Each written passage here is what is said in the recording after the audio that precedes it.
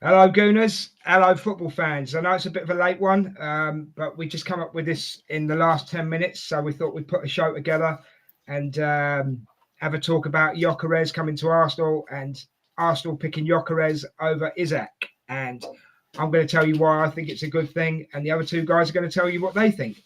But before we go any further, I'll introduce my guests. As always, we've got the gorgeous, the delectable, the fanny magnet that is Mark. How you doing, mate?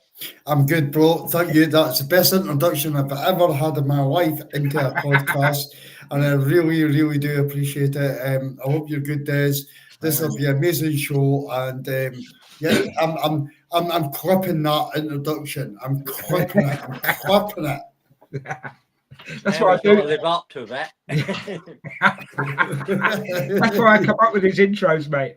Okay, and of course we have the amazing, the fanny magnet, Richard. You can't call them the same thing. Can we not just call me funny? If you want. How you doing, Richard? I am brilliant, thank you, mate. And yourself? I'm good, but the bloke up the top's just called you a fanny. How do you feel about that? Well, at least I'm useful. Right, let's get these jokes out of the way. Let's get on with the show. We have to start, obviously, with Gyökeres. But before we do, guys, join us in the chat. Come and have a laugh with us and tell us what you think of Gyökeres and what's going on in the transfer window. Anything you want to talk about Arsenal, just chuck it in the chat and we'll bring it into the show. Right, Gyökeres, guys, finally got it over the line. I don't know why people were panicking. It only took 17 days to sign him. But, of course, Arsenal fans went into a brain meltdown because it wasn't happening quick enough. And, oh, someone's going to, come in and take him off us and all this kind of stuff. Richard. Richard.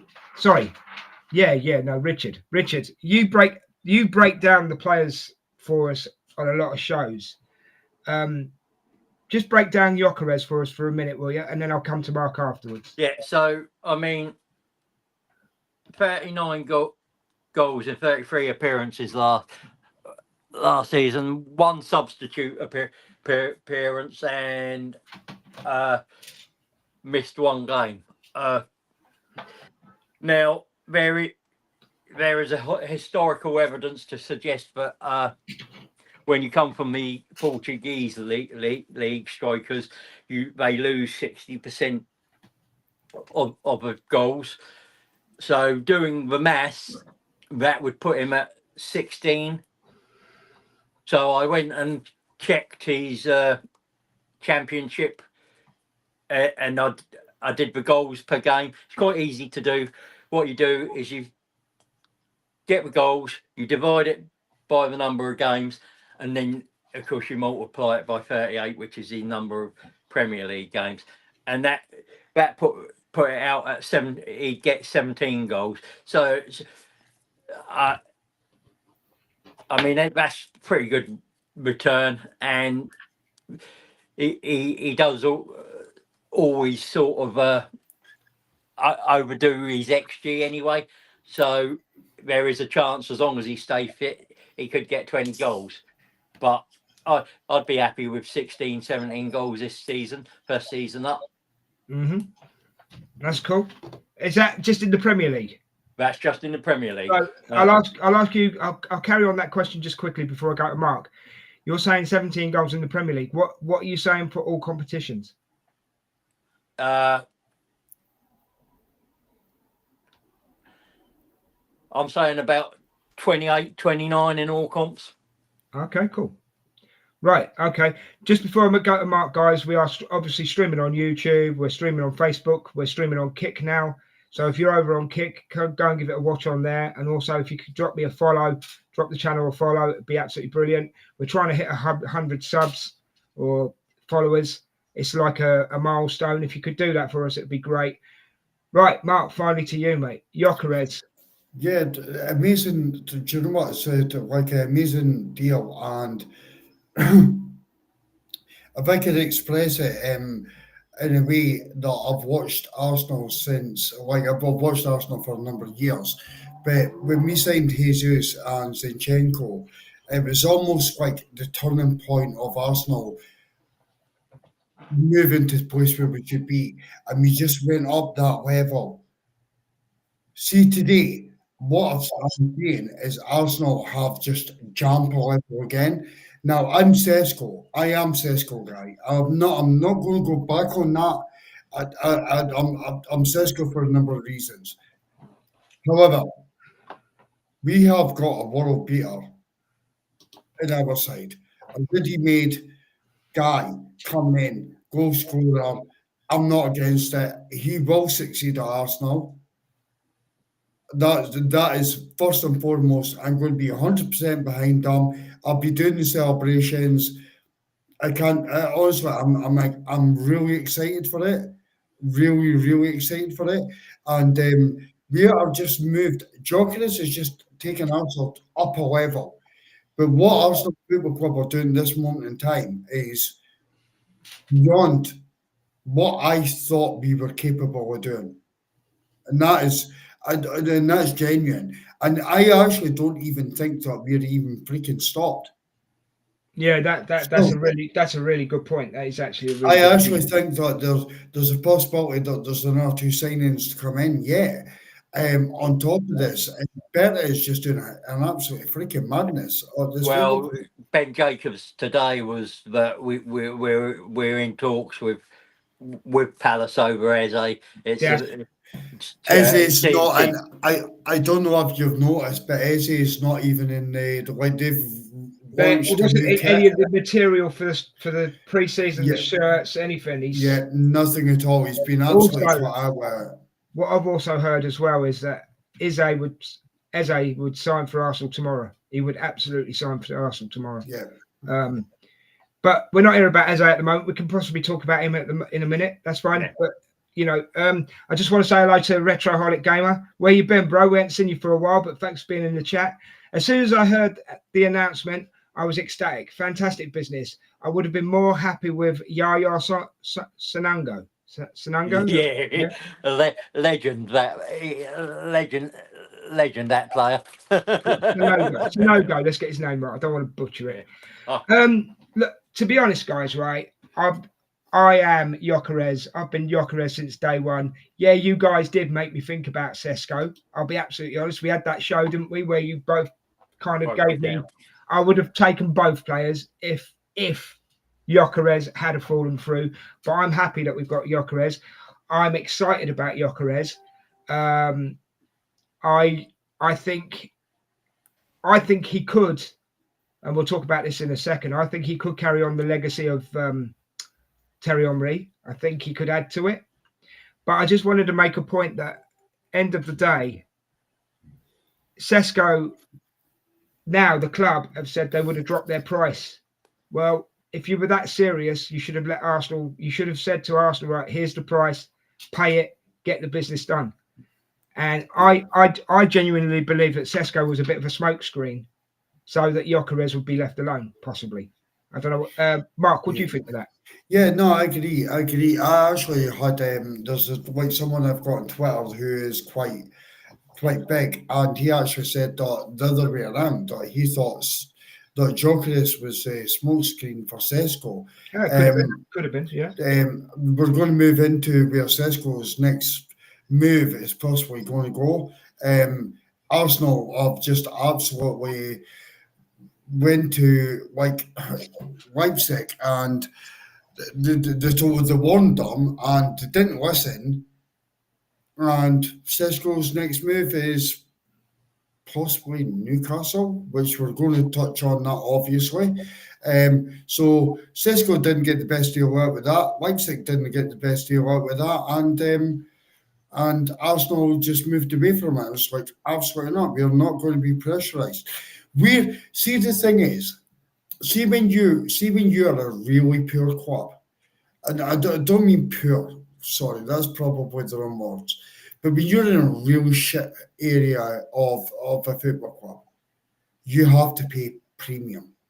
And I'm going to give you examples of that. I'm going to give you Anthony for Manchester United. Yeah. I'm going to give you Sancho, Manchester United. And these are premium prices that they're having to pay. And they have to pay. Yeah, They have to pay these prices to try and get back to the top again.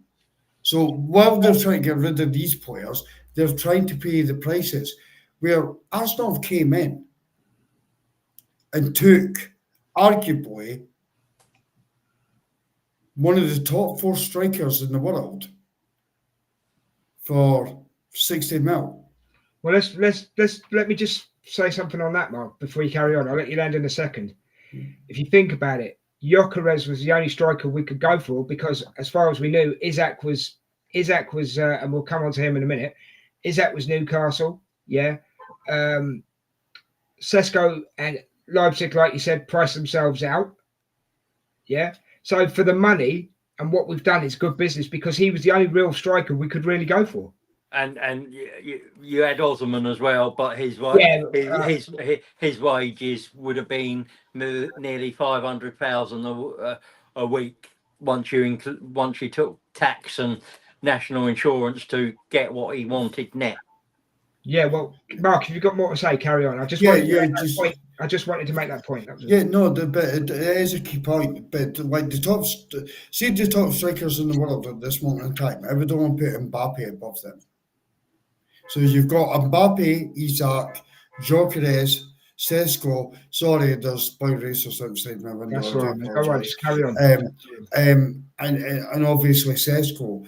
And for me, I honestly believe that they are the top guys.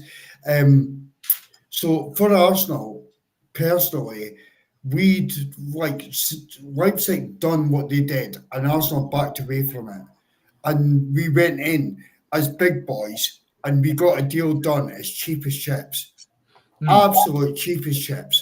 If we had to spend 90 million on Gyökeres, remember last season, right? Just I will wrap up on this. In January, we got offered Ollie Watkins for 60 million. We've just signed Gyökeres for 60 million.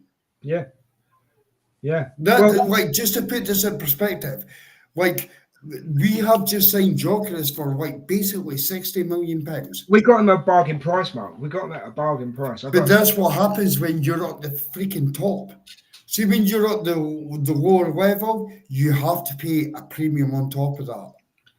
That's right.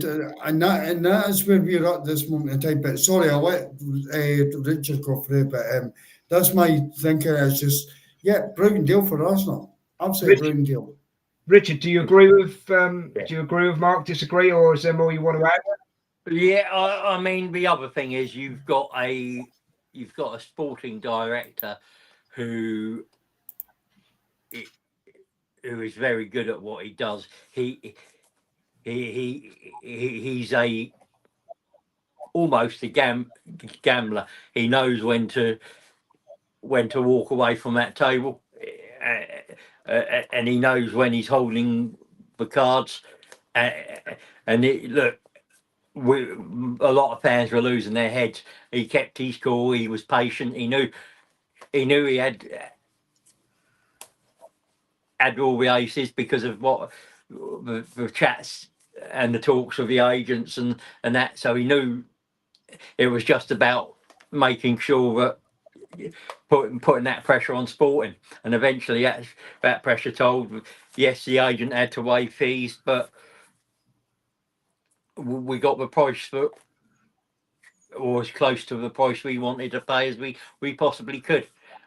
So we come out of that deal better. We got the player, we got it at a price we wanted. We got the Sporting got the add-ons they wanted, but we got it on our terms. That's fair enough, mate. I mean, right. This is what's happened this season. I can't remember the last time we've brought as many players in a transfer window. But the point I was going to make is what's refreshing to me for Gyökeres is this. He wanted Arsenal. That was it. No one was going to budge him. And how often do you see sorry, I'm having a moment. How often do you see an agent take a 10% pay cut just so the player can go to where he wants to go to. That tells me that his agent is a decent man. He wants what's best for his player. What do you think, Mark? You're on mute. Rich, what do you think of that? Yeah, I mean, you've got to be very good at what you do to get these deals done, and when you look at breakdown deals, you've got clubs, you've got agents, two clubs, agents, players, and you can have a third agent, second and third agent in there to broker a deal because because it's so complicated and so high profile. So I think this agent has done extremely well for his client. Yeah. I agree with that. Yeah, I agree with that 100%. I think, sorry. I actually agree with that 100%. I mean, sorry, Richard. Yeah, just one thing I was thinking of. Look at Nicholas Nauka's brothers and what they did for his career. You sometimes an agent can ruin your career, and sometimes they can do really well for you. 100%, and you've also got Paul Pogba. Sorry, his brother and his agents. What they've done for his career. People get greedy around. I think that agent is. I'm not just saying because it's Arsenal, but I think that he's actually done the right thing by his client, and you don't see that in football very often, where they say, right, I'll lower my fee. And you try to come to the point. But again, this comes back to Berta being ruthless. This would never have happened under Edu. And that question needs to be answered. Edu was incapable of doing this type of thing. Yeah. Berta is doing a fucking madness right now. And because of the way that he's making fees go down, let's break it down just slightly, Des, right? Yeah. For me personally, you could, as an Arsenal fan, you could get irate and on the 9th of July and say, I need this striker in now, and I need this and I need that. But the bottom line is, if you do not do it for the right money and you just overspend, what that means is your next signing, which is Eze, possibly for Arsenal, you don't get him because you've wasted all your money and you can't do the deal. Yeah. So Berta's came in and he's been fucking ruthless. He's been ruthless with Leipzig. He's been ruthless with Sporting. He's been ruthless right across the cards.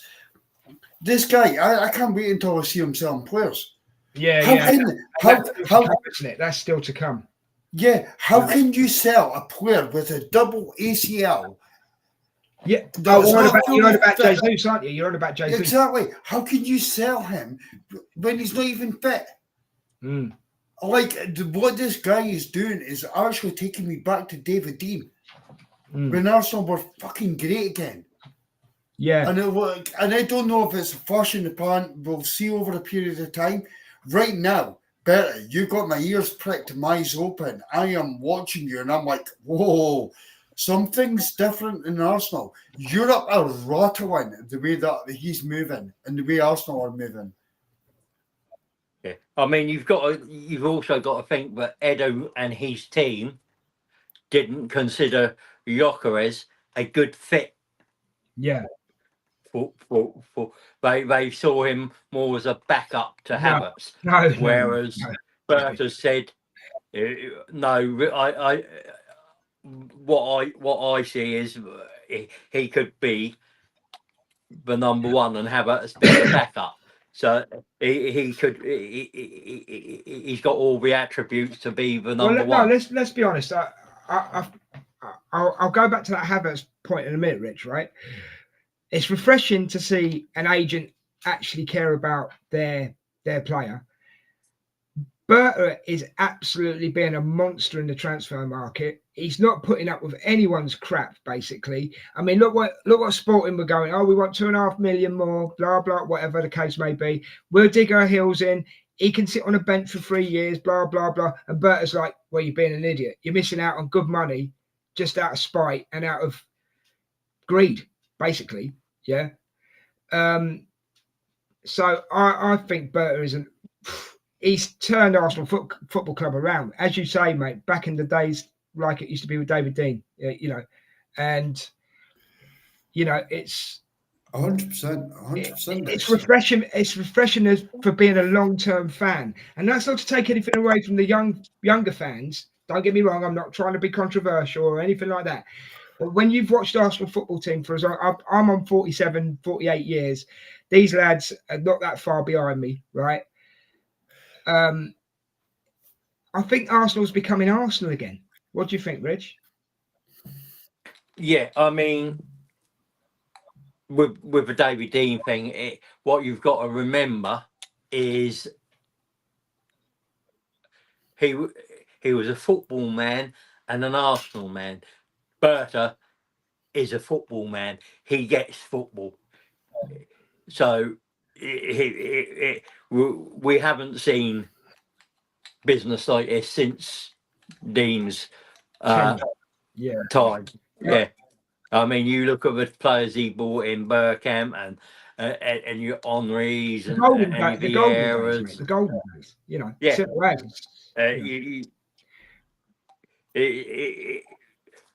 It's not only the amount of players he's bought in, is it? It's how he's gone about it. Most of them are going to be on that pre-season tour and will have played most of the pre-season. Right. Yeah. Mark, what? Oh, sorry. It's so refreshing. Yeah. Such a fresh breath of fresh Mark, air. what you got to say, bro? Yeah, just again, just reiterate it. It is fantastic. It is. Do you know what? I actually think the pub put out a blog about phases. It's like 5 phases, and everybody thinks that a phase is a season. So it's 5 seasons, and Arsenal should be at the point of winning the Champions League or Premier League. And the phases so far, like, it's not a year. It took us 2 years just to get rid of certain players, bring in, that was phase 1.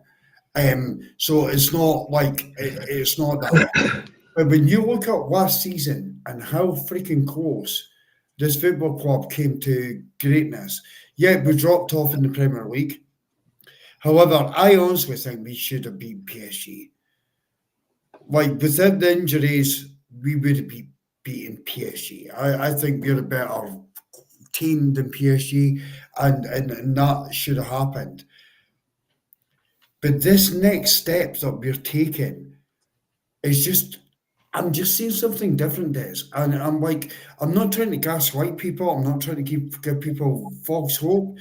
I actually genuinely, I'm thinking, what the fuck are we doing? Like, maybe I accepted the phases too easily. Maybe I didn't see that Arsenal Football Club would move the way that we're doing and currently the way that we are. And Berta's came in. We've got key targets sewn up. I'm impressed and like deeply in this transfer market. And I will try to round up. But Kepa, I've said this on the previous podcast. Kepa for £5 million. Let's us spend more money in transfer window. Then you get Norgard coming in. £10 million. That's 2 players for £15 million. Playing for Arsenal Football Club. £15 million. This, for me and you, that's a round of beers at the fucking pub, mate. Yeah, I know. It's like it is sickening. Like it's like it is peanuts. It's zero. Yeah. And then we're moving on to where we really need to be. And we needed someone like Berta coming in. Bertie is an expert. He's an expert in bringing in forward players. So maybe Edu didn't want to leave. Maybe Edu was pushed. Maybe Arsenal realised this stage of the project, we move. And we need to move to each step individually. Zubimendi, every fucking team wanted him. And he's finally settled at Arsenal. Then you bring in Gyökeres. For me, that is a very cheap deal. Again, it's mental. Madueke, I don't know if it's Nuno. Maybe pronouncing it wrong. No, that's all right. Yeah, Nuno. What's his surname, Richard? Madueke. There you go. Madueke. Nuno, I think he's a very good player. I watched him at Chelsea. I was impressed with him at Chelsea at times. Attitude-wise, he wants to be the big, like, I'm better than this. I like that arrogance about a player. As long as they don't bring that arrogance into the dressing room, they have to fit into their harmony. Price tag, I'm not impressed with. Yeah, that's with that deal. That is the only thing I wasn't happy with. I think we could have got him for 35 million. If I'm being absolutely honest with you. Yeah.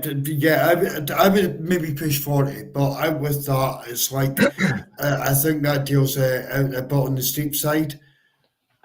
Mm-hmm. However, everything else Berta is doing is absolutely phenomenal. Absolutely phenomenal. Selling Jesus with the double ACL. Yeah, if he does that, that's the best, possibly one of the best deals you'll ever see. Yeah, and it's a loan with an obligation, by the way. Is it? Okay. It's a loan with an obligation. So we're going to pay half of his wages, and then and they'll pay the other half, and then they have to buy him at the end of it. Fucking unbelievable. And that's us not paying while he recovers. So, but that's 225k a week off of our. Yeah. It's just like phenomenal. Then you look at the re-signings as well. It's just everything just seems like everything is moving in harmony, and Berta is that final piece of the fucking jigsaw in this football club to just marinate everything together. Yeah. Like, and I'm actually, do you know what? It was funny because when I was speaking there, I actually put my hands in. So maybe we're just getting ready for it. Maybe I'm just getting ready for it. We're going to be doing this a lot this season, guys. I'm telling you. But we'll get to that in a minute because I just want to make one more point about, like you say about Jesus. That would be an amazing deal. I was getting ready this season, right? I've got to be honest. No disrespect to Berta, because I didn't really know how he operated, right? I'm going on previous transfer windows that we've had in the last 5 years, say, yeah? I was expecting letdowns, yeah? And I haven't been let down at all. And even None Madueke, yeah? The only problem I have with this kid is that he costs too much. But I can let that go because he now plays for the Arsenal. But this is to take this on a little bit further, and then we'll get onto the Gyökeres, Isak stuff, right? Okay. I genuinely think that Kai Havertz and Martinelli will actually be doing quite a bit of bench warming this season. The only time I don't think you'll see Gyökeres is Carabao Cup and possibly FA Cup, unless we get to the final, then you'll see him. Yeah, I think it's going to be 20 plus goals in the league, and all competitions 30 plus goals this season. And I think he's going to do it on a constant because I just think the way this lad holds the ball up, the way he shoots, I don't care the Premier League goalkeepers. I think he's going to scare them, mate. And I tell you what, if I was a goalkeeper, a Premier League goalkeeper, I'd rather have Sesko for the other teams. I'd rather have Sesko in front of me having a shot than Gyökeres. What do you think, Rich? Yeah, I mean, for me, this is you've got to look at the sort of profiles we're bringing in. in terms of Madueke and Gyökeres and Eze.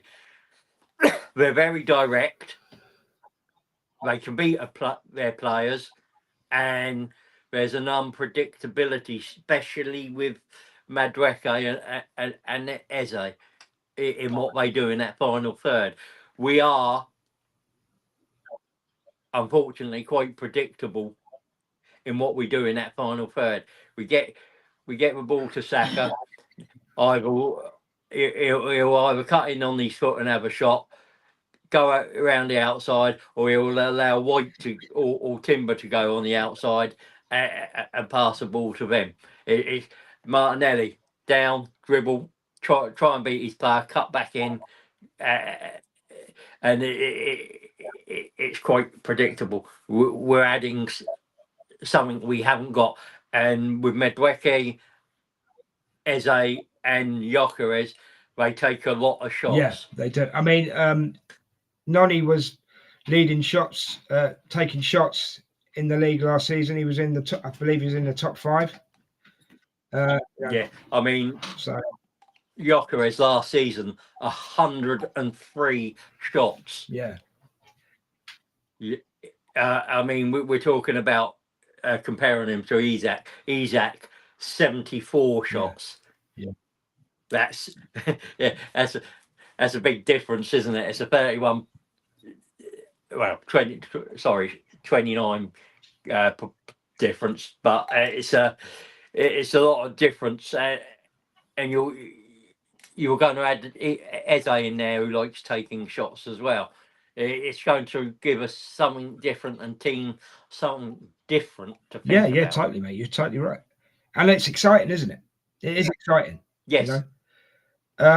So, chat. Come on, get in the chat and let us know what your thoughts are on the transfer so far. Obviously, Gyökeres coming in, Glock 9, even though he's wearing the 14, Glock 9. You know, Zubamendi. I mean, we've brought some great players in. Zubamendi in the preseason match the other day was great. Max Dowman's at 15. Can you believe that kid at 15, man? That is crazy, right? Crazy good. Yeah. Odegaard looked back to his normal self in the preseason game the other day. Ethan in the first half was the player of the first half. But you said about we're predictable going forward, Richard. Yeah. But Yeah. I think Gyökeres and Noni changed that. Yeah, I mean, I also think the fact that you've got, and we saw it with in that first game, we are playing the ball forward a lot faster. We're trying to get it into in very fast, and we were winning the ball back high up and trying to get it into the box. And there was an occasion there with Zubamendi on a couple times on the edge of the box. He fizzed it into the player in the box. Now the ball they got crowded out and it didn't come into anything, but you can see what he's bringing. And with you saw a ball from Raya, he fizzed it out. It was just too long, but Martinelli made something of it. Now Gyökeres there, he'll twist, he'll turn his player off, and he'll head straight to goal. Mm-hmm. And if he can't get a shot off, he'll cross it across the goal for whoever's backing up, and that's something that he's thinking. He doesn't, where Martinelli runs in a vertical line. Mm-hmm. Gyökeres will take the shortest route to the goal. So we're getting direct running, tricky running, and lots of shots from both of them. And I think it might take a little bit of time to gel, but I think it will gel, and we'll start seeing some special. Well, you say gel, mate. He's now going to go on the preseason tour, so the gelling starts now, if you know what I mean. So that's good. Yeah. Right, before I go on to the next part of the show, guys, 136 people watching on all platforms. Thank you very much. Thanks for being here. Please get in the chat and talk to us. We're feeling a bit lonely. Mark's had to go as well. He's had to drop out, which is a shame, but we're going to carry on with the show. The people that are watching on Kick, do me a favour. They don't have to be Arsenal fans. They just have to be football fans. Let them know about the channel and get them to join you if you could. I'd appreciate that. So a big shout out to the people that are watching on Kick. I appreciate it. Yeah, a big shout out to anybody that's watching on any platform. We just love this. Okay, so right, Isak. Let's do a bit of a breakdown on Isak, and then we'll go into you know what we were talking about in the green room. We'll go into that, Richard. Yeah. Yeah. Isak. Yeah. Not happy at Newcastle. Apparently, there's rumblings in the back room that someone's upset him, and Liverpool obviously want him. But I've also heard that there's a Saudi team that are willing to give him £600,000 a week. So could he get his head turned and go to Saudi? What do you think on that, mate? I think his head's been turned anyway. I think as soon as Liverpool inquired, that sort of unsettled him. Now, no offense to any Newcastle, they aren't Manchester City, Liverpool, Arsenal, Man United. They're or what Man United used to be. They don't have that pull. Yeah, but in fairness, mean, Rich, they can't buy players at the moment because of rules. You know. Yeah, I mean, the city itself, brilliant, but the club, all the money but can't spend it. Yeah, the club hasn't got the pull. The city's brilliant, but the football club isn't got that prestige and that heritage of the clubs I've just mentioned. Yeah. And he's gone to him. Look, I'll stay, but you're going to have to pay me 300. Whereas because I know I'm sacrificing my personal goals for staying here and providing Carabao Cups or an FA Cup for you. I'm not going to win a league title with you. I'm not going to win a Champions League with you because you haven't got the ability. For saying that, mate, he helped them win their first trophy in 70 years. So.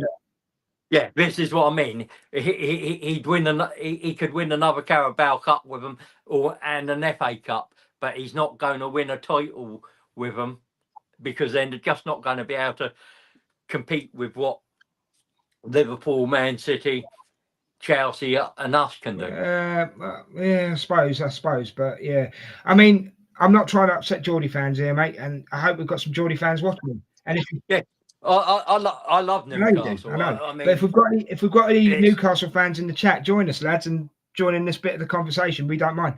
But I've been speaking to a lot of Geordie fans, and they basically tell me that if the right money comes in for Isak, let him go. Yeah. But a couple of them. Now, I'm not saying all Geordie fans think this, so disclaimer before I start.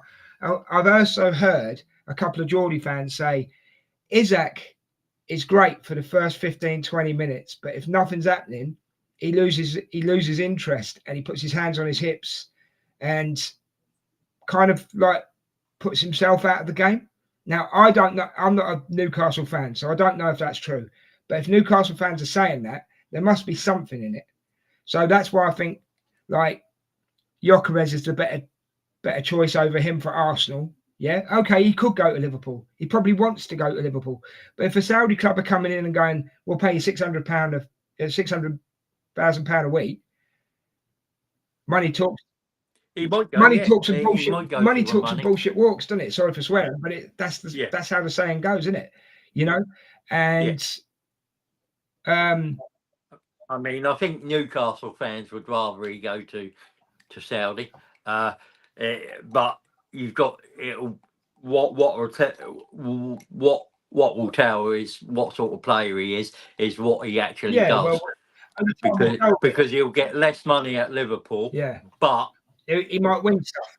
he's got more chance of winning multiple titles year in, I mean, year what's out. more important? Champions League, FA Cup, Premier League, or Saudi League and a Saudi Cup?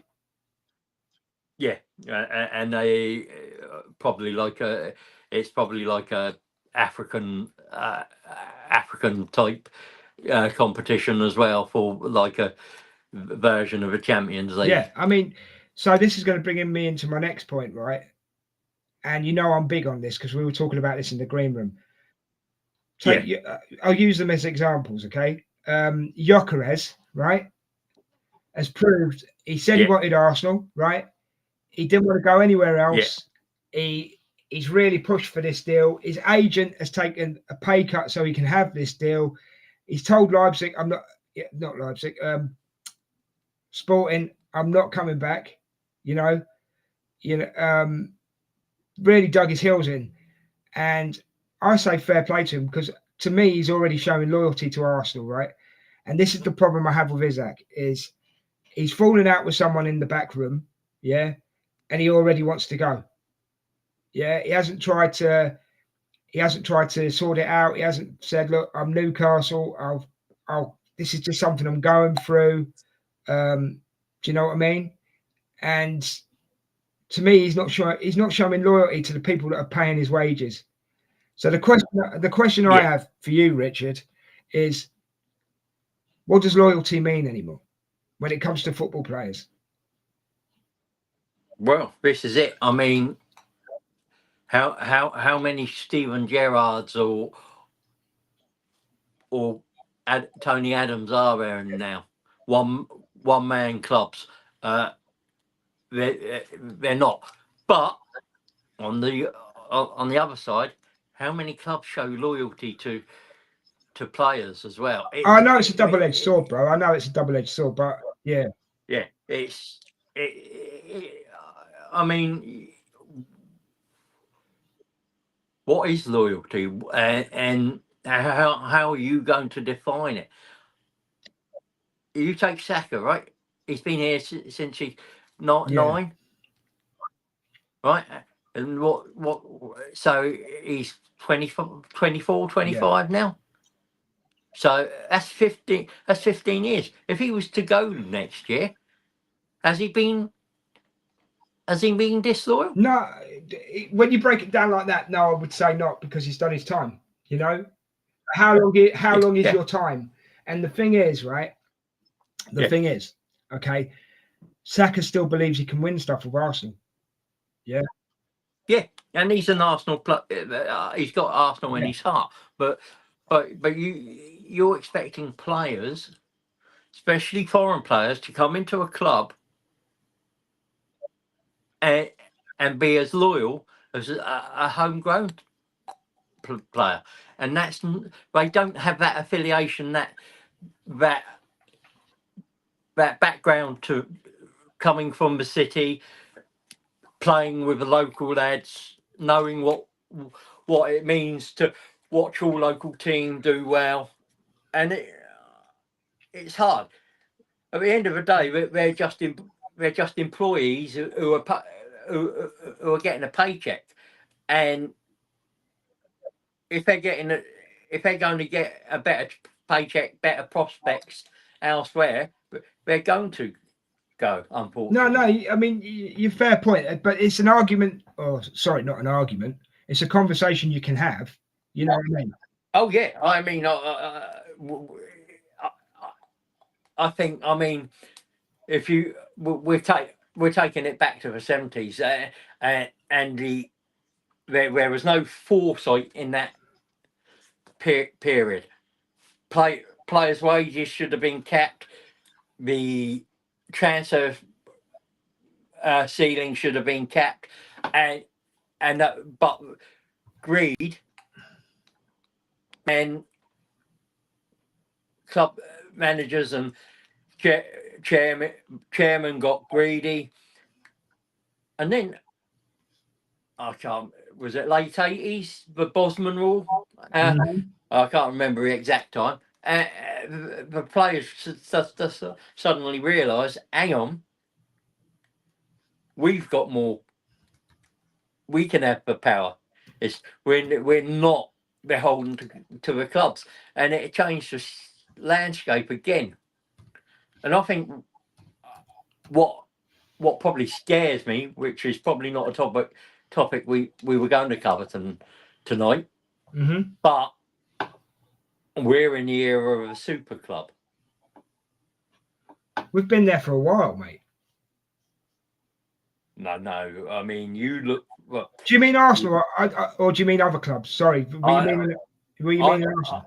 I mean Arsenal, Mm-hmm. Liverpool, Yeah. Man City, Chelsea. No, we've been there for a while, mate. Because of Man City. On top of the on top of your PSGs and that, but you look at what Liverpool have done. They already had a very decent squad. They've just now got the ability to play 222s, 211s. They got, and they can do that game in, game out, and not lose the quality. Man City nearly like that. Chelsea definitely can do that. Well, they could do it 3 times over, couldn't they? Let's be honest. And we've just got to the place where we're getting into that position. Yeah, you could be happy swapping Kepa for Raya, Mascara, Calafiori, Kivior, and White or Timber for the others. And again, Norgard for Zubamendi, Marino for Rice, Noineri for Odegaard, Madueke Eze for and Havertz for Gyökeres, or the other way around. So and next year these clubs will be in the top 4 year in. And this is the thing, it just becomes those top 4 competing for all the trophies in the English game, and just dominating the English game. Yeah, totally. Yeah. And that is probably a real concern. It should be a concern for any fan. I mean, as an Arsenal fan, and you've got that bias, and part of you wants your club to win everything year in, year out. But if you're a pure football fan, you want to see competition. And for years, it was the reason we were so good was there were multiple clubs that could win the title year in, year out. It wasn't like the German league where it was Bayern and possibly by Leverkusen or Hamburg, or in Spain it would be the Barcelona or Real Madrid, and very rarely anyone else. Well, it's like this, isn't it, mate? End of the day, you look at the German league as an example. Bayern Munich win it nearly every year. Yeah. The other football teams, I mean, you know, they I mean, Leverkusen have won it. They went invincible, didn't they? Yeah. But you know, most of the other teams in that German league, they're just businesses. Do you know what I mean? Yeah. They are just businesses, and you know, Borussia Dortmund. It's probably the top 3 are Bayern Munich, Borussia Dortmund, and Leverkusen, and the rest are businesses that just, you know, they are just like your local team that you can go and watch. It's like when you live in Lincoln, you go and watch the Imps, you know, the Lincoln Imps, Lincoln, you know. But I've been there, I've watched them. It's not that, and I don't mean that as demeaning or anything like that. You still get a good standard of football. It's just that you're just a business. Because in reality, it would be a shock if you won the league. Yeah. Yeah. 3 other teams. If for example, even if you look at the Premiership, right? Leicester was a freak year. I mean, fair play to them. They won it, but it was a freak year. Yeah. Everyone had a So full year.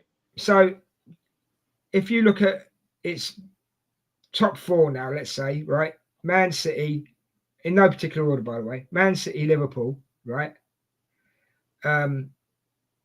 Us and Chelsea. Let's say they're the top 4 at the moment, right? Yeah.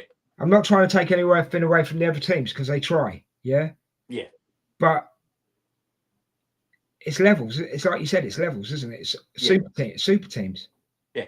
Now, I mean, carrying on with that, okay, both 4 teams, which one of them's had the best window? They've all had, to me, they've all had good windows. Yeah, this is it. I mean, Liverpool, Verts, Gyökeres, Frimpong. Ekatike, Ekatike, yeah, and they might bring in Isak, who we're talking tonight. If they bring in Isak, they're a different team. They are a different team. Yeah, you look at Man City, who they've brought in. They've brought in some great players. Yeah, they brought in Shirky. They brought in, and they did some in the. They did some early deals, didn't they? They did some early deals whose names I can't remember off the top of my head. Sorry, and it's quite late now as well, guys. But I will say this, right? Chelsea have moved this season in the transfer window. We've moved this season in the transfer window. Tottenham, for me, haven't done anything. They've got a few players, but they haven't really done anything. They've got rid of Son as well, haven't they? They're leaving that up to him. Right, okay. They've done that, have they? Yeah, right. They put the ball in his court because he's been here so long. I mean, you've got to think, and as I said, the worry is that you're going to get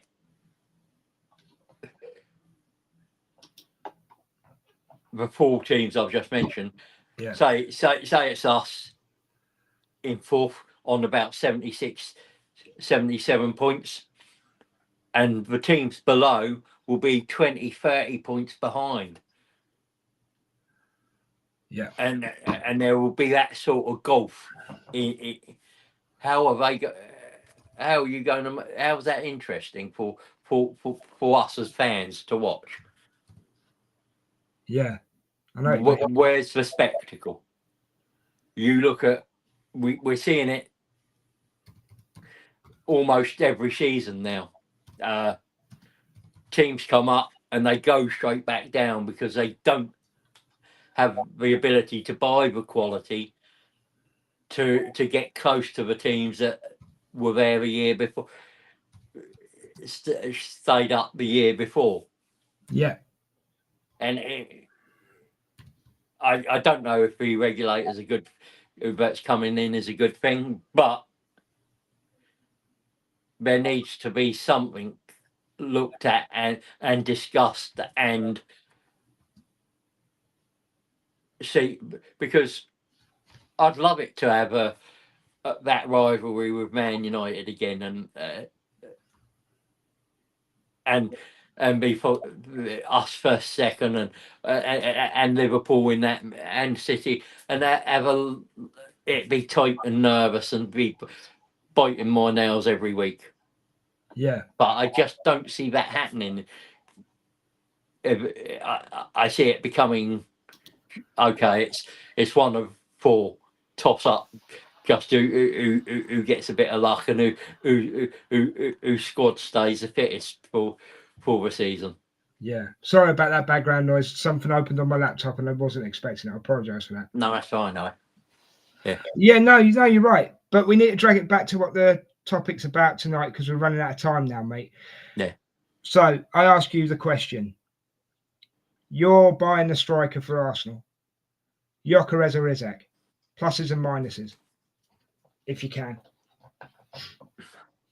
Yeah, I mean, it has to be Gyökeres. Mm-hmm. Why? Well, he outdoes Isak in the national team. He and I'm not going to compare what he's done in Portugal, but he's done it in the Champions League, and at the price bracket, if you bought Isak and he's going to cost 150, you're not getting the 6-7 players we've got in this season. Yeah. That for me was needed. We had a show where I said we needed 7 to 9, didn't I? And on one of the transfer shows. Yeah, you did. Yeah, that's right. I remember. I do remember. So yeah. Thing is, at the beginning of the window, everybody wanted Isak if we could get him. I mean, the thing with what Isak's got over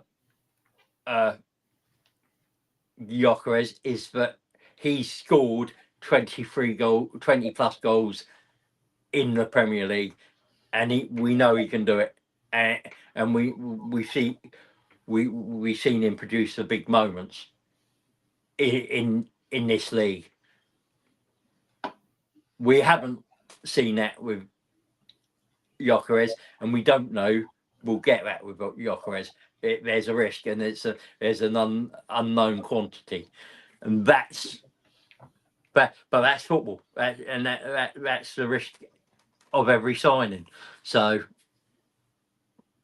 who would you take? Gyökeres all day long. And I know it's only just come to light, but for reasons that, and like you said, he's number one for Sweden. Isak isn't. And it seems that Isak crumbles regarding, things going on in the team. So, yeah, Gyökeres all day long. Plus, he's got, the goals. The goals speak for themselves. And I know he scored a lot of penalties, and people can throw that in the mix and everything else. That's how it is. People can throw that in the mix, mate. But I've been watching his goals, mate, and so strong, fast, and just seems to be like Thierry Henry. He can score from any angle, mate. Absolutely any angle whatsoever. And I think genuinely, if he's got Noni Madueke on the left, or even Martinelli, but more Noni Madueke, because I think Martinelli's time could be up at Arsenal, to be honest with you. And that's another question for another show, which we'll do later in the week. But I think his time might be up. But if you've got Saka on the right, you've got Madueke on the left, he's going to get ball, mate. He's going to get ball, and he's going to score goals. I promise you, he's going to score goals. Yeah, I mean, for me, it's a case of I saw on another show the analysis that with Gyökeres, when he goes through on goal, he already knows what he's doing. With Havertz, he's trying to get the ball into a position where he can hit it with his more favoured foot and get it. So, whereas when Gyökeres, as I said, goes through, he's already taking the ball in the direction he wants and knows where he's putting that ball. Yeah, I mean, I've said it before, I'll say it again. As soon as Gyökeres gets a sight for goal, he'll have a shot. And that would be a big difference maker. Right, before we go, I've got to make a comment about this. The video that Arsenal put out about Gyökeres being there, I was very disappointed with it. I didn't actually get it, to be quite honest with you. When you see the power of the Zubimendi video as an example about him coming to Arsenal, and it gets your blood going, doesn't it? Yeah. I just felt they let Gyökeres down a bit. What's your feelings on it, Rich? I got the video, and I got what they were trying to do with it. Mm-hmm. However, I think the delivery was poor. Now, what I will say is go back and watch it without the sound, and it hits better without the sound on. Mm-hmm. It's I think it's just they probably didn't get the timing that they've had with the Olivia Smith, the Zubermendi, even the Norgard one, and the Madueke ones were brilliant. But because we wanted to get him in, do the medical, do all the media stuff, and getting him out to Singapore, it was just. Do you think it was a bit rushed? A little rushed. Do you think it was a bit rushed? Yes, I think they had the idea. I just think it was too rushed to get it perfect, and maybe it might be him because I don't know if you've seen his interview. He's Not yet. I haven't seen his interview yet. No. Yeah, it's quite sterile, and it's whether it's a lack of personality. Yeah.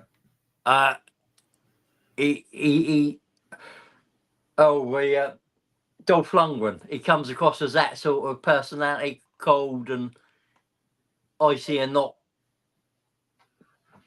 sort of detached. Yeah.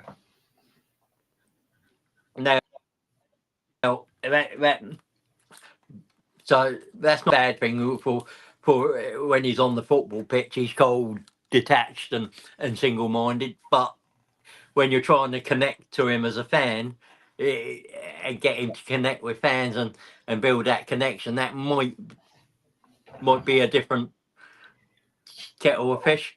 Give him time, mate. Give him time. Yeah. No, I'm just saying it's just a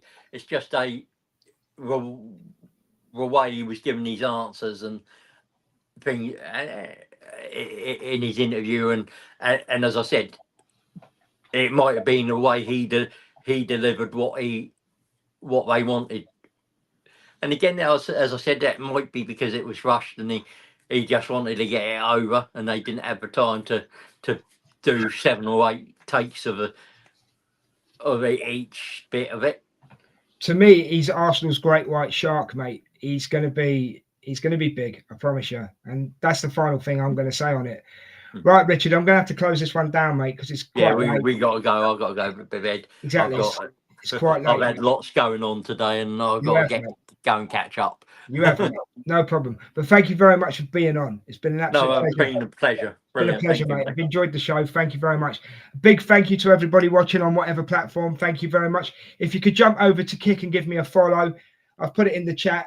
I'm Des the Enforcer. Look me up. It's got my AVI where I'm wearing the Scully Arsenal top from Monsters Inc. Just give me a follow, guys. I'd much appreciate it. As I say, I'm trying to hit 100 followers. If you could help us out there, that'd be brilliant. Yeah. But obviously, we'd like you to sub, share, and subscribe to the In the North Bank. Hit the bell notification so you can watch all the videos that we make. Great content like we've had tonight. Big thank you to you all. Enjoy the rest of your weekend. We'll be back tomorrow for the watch along, the pre-season game, Arsenal versus Newcastle. I'm going to see if I can try and get a Newcastle fan to come on, mate. That would be nice, yeah. To join us. But you'll have to leave that one with me. There's no guarantees with that one, though, guys. No, that's fine, but it'd be nice just to have a different. Yeah, and to be honest, I think it's going to be a great watch along anyway. So join us for that tomorrow, 12:30 kickoff. The show kicks off at 12 o'clock to let you know the starting 11 and all that kind of stuff, and we'll have a bit of a talk about players again. So join us for that. Thank you for joining us tonight. Take care of yourselves and enjoy the rest of your weekend, whatever you're doing. And Richard, thanks very much, mate. See you on the next one. See you on the next one. And I'll say this: come on, you Gunners. Come on, you Gunners.